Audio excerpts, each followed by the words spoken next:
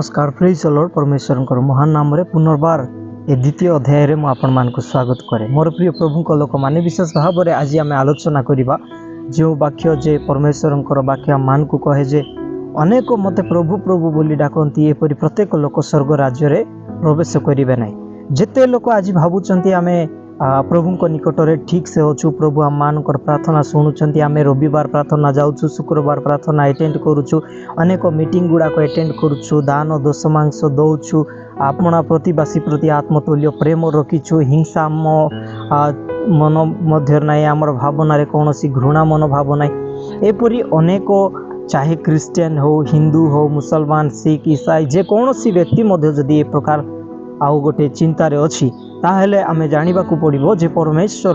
कर वाक्य आम मान को कौन कहूछि। मोर प्रिय प्रभु को लोक माने आज जदि आम माने देखिबो, आज अनेक शास्त्र गुड़ा को जदि आम माने पाठ करिबो, चाहे जे कौनसी रिलीजियन रो हो, जे कौनसी आस्थार जदि आमे कौनसी पुस्तक को जदि आमे पाठ करिबो, आमे विशेष भाव रे गोटे विषय जानि पारुछु जे परमेश्वरंकर आउ किछि गुण को आम माने कैप्चर करि पारुछु। एहिपरि जेते बेले प्रभु को निकट रे आमे प्रार्थना करूछु, प्रभु को निकट रे आम माने गुहारी करूछु, आउ ए जगत रे बंचिबा पई आमे अनेक कार्य गुडा को करि थाउछु, किंतु जेते बेले आमे ए संसार रे जहा आमे अर्जन करिबा कथा, जहा आमे कमाइबा कथा, जहा आमे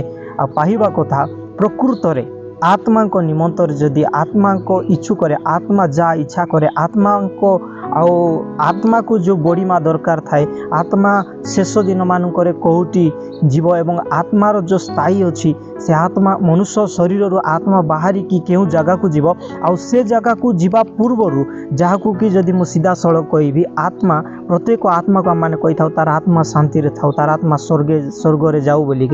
एथिपाई तो सबुठारु बड़ विषय होउछि जे ए जगत रे थिबा समय रे आमे जहाँ को पूजा करूछु, आमे जहाँ को डाकुछु,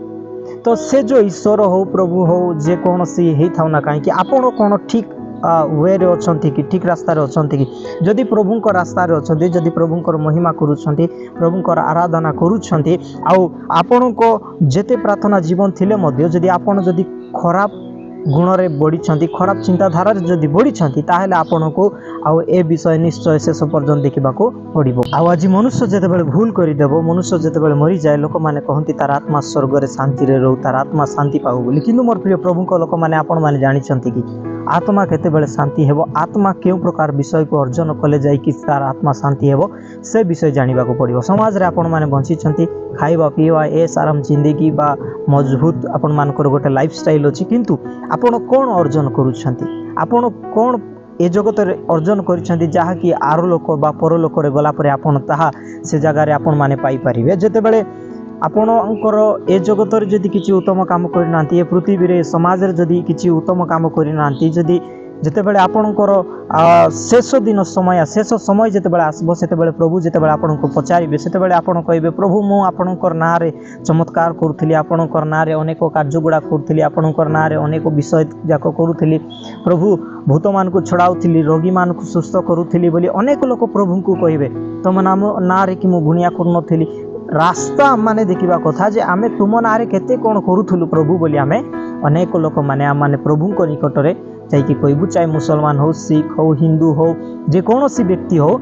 जीशु को निकट शेष दिन मानक कहे जे आमे कि तुम नाम रे अमुक विषय करिनु, आमे कि तुम नाम रे आ ए सब काम करिनु बोलिकी। किंतु आमे देखुछु माथ्यू 6 तार 23 रे आम माने देखुछु परमेश्वर वाक्य लिखा जाए, प्रभु शेष दिन मानक आ सीधा सड़क कहे तुम माने किए मु तुम मानकु जाने नाही। मोर प्रिय प्रभु को लोक माने जदि आज ए जगत रे किछि पुण्य कमाई नांती, ए जगत रे जदि किछि उत्तम काम करि नांती,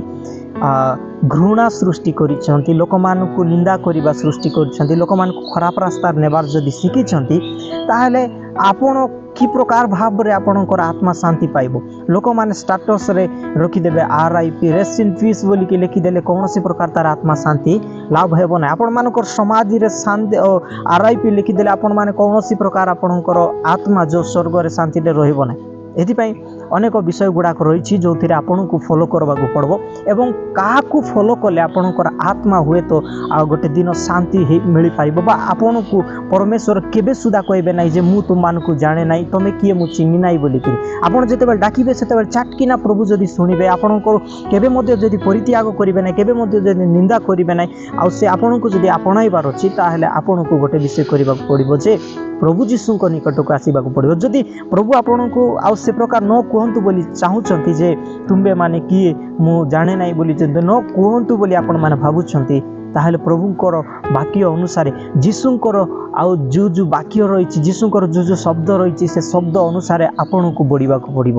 ମୋର ପ୍ରିୟ ପ୍ରଭୁଙ୍କ ଲୋକମାନେ, ଆପଣ ଯେକୌଣସି ବ୍ୟକ୍ତି ହେଇଥାଉ ନା କାହିଁକି, ଯୀଶୁଙ୍କୁ ନ ଦେଇକି ଆପଣ କେବେ ମଧ୍ୟ ପରିଚୟ ପାଇପାରିବେ ନାହିଁ। ଯୀଶୁଙ୍କୁ ନ ଦେଇକରି, ଯୀଶୁଙ୍କୁ ନ ପାଇକରି ଯଦି କୌଣସି ପ୍ରକାର ସ୍ୱର୍ଗରେ ଆପଣ ପ୍ରବେଶ କରିପାରିବେ ନାହିଁ। ଏଥିପାଇଁ ଆପଣ ଯେତେ ପ୍ରଭୁ ପ୍ରଭୁ ବୋଲି ଡାକନ୍ତୁ, ଯେତେ ଈଶ୍ୱର ବୋଲି ଡାକନ୍ତୁ, ଯେତେ ଠାକୁର ବୋଲି ଡାକନ୍ତୁ, ଆପଣଙ୍କର ଆତ୍ମା ଆପଣଙ୍କର ଶରୀର ଠାରୁ ଯେତେବେଳେ ବାହାରିଯିବ, ଆଉ ଏ ଯେଉଁ ମର ଶରୀର ତ ନଷ୍ଟ ହେଇଯିବ, କିନ୍ତୁ ଆତ୍ମା ଗୋଟେ ଦିନ ନଷ୍ଟ ହେବାରୁ, ଯଦି ଆତ୍ମା ନଷ୍ଟ ହେବାରୁ ଆପଣ ବଞ୍ଚିଯିବେ, ସେତେବେଳେ ବଞ୍ଚିବେ ଯେତେବେଳେ ପ୍ରଭୁ ଯୀଶୁଙ୍କୁ ପାଇବେ। ଏଥିପାଇଁ ପ୍ରଭୁ ଯୀଶୁ ଖ୍ରୀଷ୍ଟ ଗୋଟେ ମାଧ୍ୟମ, ପ୍ରଭୁ ଯୀଶୁ ଖ୍ରୀଷ୍ଟ ଗୋଟେ ରାସ୍ତା ଅଟେ, ପ୍ରଭୁ ଯୀଶୁ ଖ୍ରୀଷ୍ଟ ଗୋଟେ ସତ୍ୟ ମାର୍ଗ ଅଟେ, ଯେଉଁଥିରେ ଆପଣଙ୍କର ଆତ୍ମା ଲାଭ କରିପାରିବ, ଆପଣ ଆତ୍ମା ଶାନ୍ତି ଲାଭ କରିପାରିବ। ଏବଂ ହଁ, ପରମେଶ୍ୱର ଯେତେବେଳେ କହିବେ ତୁମମାନେ କିଏ ମୁଁ ଜାଣେ ନାହିଁ ବୋଲି, ସେ ଦିନମାନଙ୍କରେ ଆପଣ ବଞ୍ଚିଯିବେ ଯେ ପ୍ରଭୁ ଆପଣଙ୍କୁ ନିଜେ କହିବେ ମୋର ସନ୍ତାନ, ମୁଁ ଏହାକୁ ଜାଣିଅଛି ଏବଂ ମୋର ବାକ୍ୟ ଅନୁସାରେ ଏ ପ୍ରତିପାଳିତ ହୋଇଅଛି ବୋଲି ପ୍ରଭୁ ଆନନ୍ଦିତ କରିବେ। ଏଥିପାଇଁ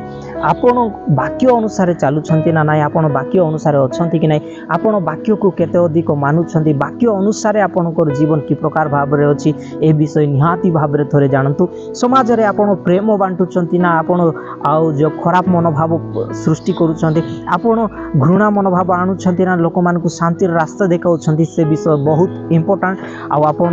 ସମାଜରେ ରହୁଥିବା ସମୟରେ ଯୀଶୁଙ୍କୁ ଜାଣିବା ଗୋଟେ ସବୁଠାରୁ ବଡ଼ ଆଉ ଆବଶ୍ୟକର ବିଷୟ ଏବଂ ସବୁଠାରୁ ଆଶୀର୍ବାଦର ବିଷୟ। ଏଥିପାଇଁ ମୁଁ ଆଶା କରେ ବାକ୍ୟ ଆପଣଙ୍କୁ ନିଶ୍ଚିତ ଭାବରେ ଆଶୀର୍ବାଦ ଆଣିଦେବ ଏବଂ ଆପଣଙ୍କର ପ୍ରତ୍ୟେକ ଖରାପ ଗୁଣ ଠାରୁ ପ୍ରଭୁ ଆପଣଙ୍କୁ ବଞ୍ଚାଇ ଗୋଟେ ଉତ୍ତମ ରାସ୍ତାକୁ ନେଇଯିବ। ଏବଂ ପ୍ରଭୁ ନିଜେ ଚାହୁଁଛନ୍ତି ଆପଣ ଜଣେ ଭଲ ଲୋକ ହୁଅନ୍ତୁ, ପ୍ରଭୁଙ୍କ ନିକଟରେ ବଢ଼ନ୍ତୁ, ପ୍ରଭୁଙ୍କର ଆଶୀର୍ବାଦରେ ଆପଣଙ୍କର ପରିବାର ସହିତ